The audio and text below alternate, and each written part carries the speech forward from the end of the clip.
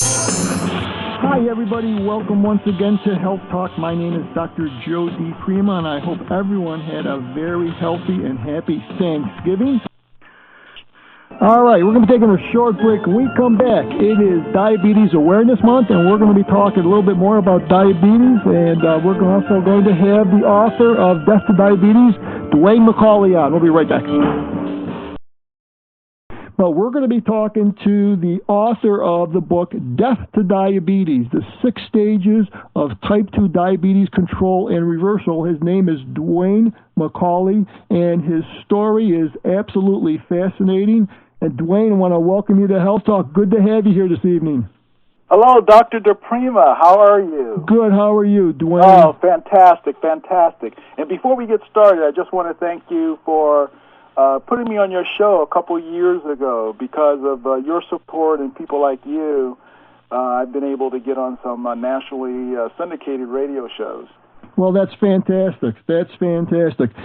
We are focusing on diabetes this evening because it is Diabetes Awareness Month.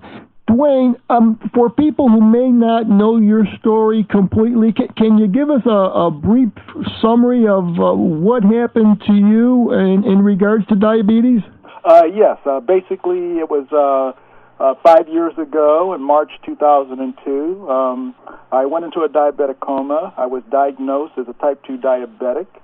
I was put on a drug protocol of 4 shots of insulin a day with Coumadin to thin out my blood and Lipitor because my cholesterol was off the charts. The drug therapy, first of all, to your listeners, I have nothing against drugs. Drugs saved my life. However, long-term use of the insulin and the Coumadin was causing my body to continue to break down. And through some trial and error and some direction from my mother, I basically moved away from the traditional grain-based breakfast and dinner protocols to a vegetable-based raw food program. And within 3.5 months, I was off insulin, Coumadin, and it took another month for the Lipitor. Now, Duanes, did you have any symptoms prior to your diabetic coma? Yes, I did, Dr. DiPrima, but at that time I was having frequent urination, but I wasn't intelligent enough at that time to realize that it had anything to do with blood sugar. In fact, I thought it was a problem with my prostate, and so did my doctor. He had scheduled a physical for me to come in. I just had a physical 3 months earlier, but he had asked me to come in, but unfortunately I went into the coma before the doctor's appointment. I see. Now, when you came out of a coma, you were all hooked up to all these tubes, and you had all this medicine in you. And did you realize what was going on, or what happened after that? Yeah, well, my daughter flew in from Pittsburgh, and she basically explained everything to me. And 3 doctors walked in and basically told me that I was a type 2 diabetic and that I was lucky to be alive. And because of the seriousness of the diabetes, my blood sugar, the doctor said, peaked at 1,337, and they felt that because my body had started to shut down, that I was not going to come out of the coma. So they were surprised, happily surprised, that I did come out of the coma, but they said I would be on insulin the rest of my life. And when I asked them why, they couldn't answer the question. That bothered me. So I was put on disability from Xerox at the time, and I started doing research with my daughter's help. And through some accidents, stumbled across some foods that helped to lower my blood sugar. Basically, my mother, when she came up to take care of me, she made me eat Brussels sprouts and broccoli for breakfast. And surprisingly, my blood glucose level started to slowly come down. And within about 30 days, I was able to start weaning off the insulin. So within 3.5 months, my blood sugar had returned to normal, and I was off the insulin. Now, Duane, do you have a family history of diabetes? Well, I found out later during my research, before I wrote the book, that people in my family had diabetes, but we didn't talk about it. I found out my grandmother had it. They believe my father had it, although he ended up dying of a heart attack. When I started doing research, a lot of people in my family either have diabetes or they're severely overweight. But when I did the research, what I found out is, although it appears that diabetes runs in families, it's not the genetic makeup that actually causes or triggers the diabetes. It's our lifestyle. And as you mentioned it earlier, we eat much of the processed foods in combination with the sedentary lifestyle, and that triggers insulin resistance, which can eventually lead to type 2 diabetes.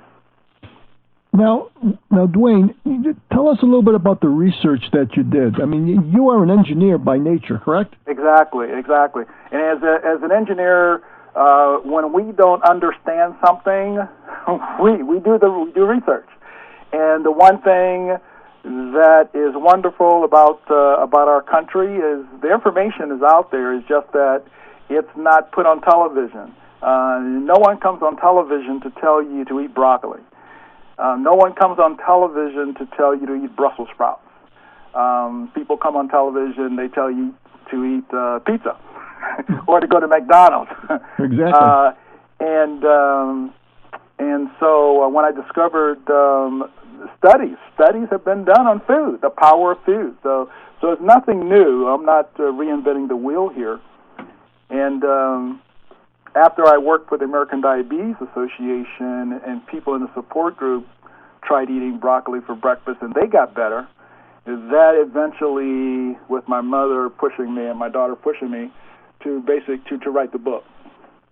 And again, thanks to people like you, if you go to Amazon, the book is now one of the top-selling diabetes books.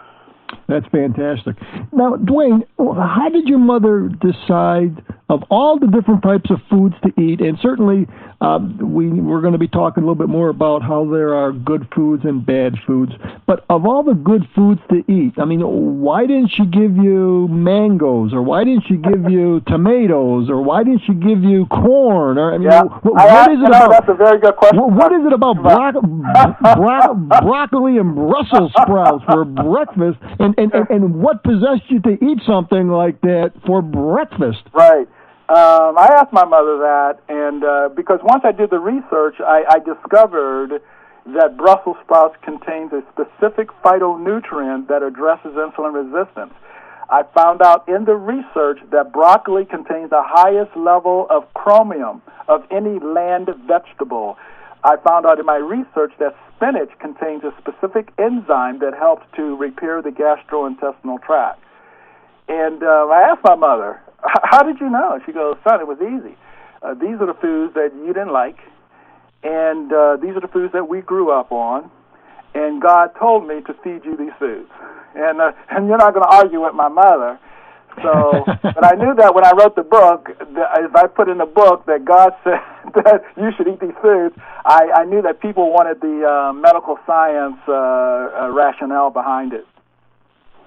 So now, what happened when you went to see his doctor? I mean, did you start to wean off the insulin yourself, or did you tell your doctor, gee, I'm eating Brussels sprouts every day and my blood sugar is getting better? Or what happened in that regard? Yeah, my doctor, my primary care physician, was very supportive, Dr. Sammy Canoe, very, very supportive. But the endocrinologist was very upset with me. And he said, Duane, you're in denial of this disease if you think you can wean off insulin given the state of your health. And the state of my health, obviously, I was in pretty bad shape. But being an engineer, I was testing my blood glucose level 7-8 times a day instead of 2-3 times a day.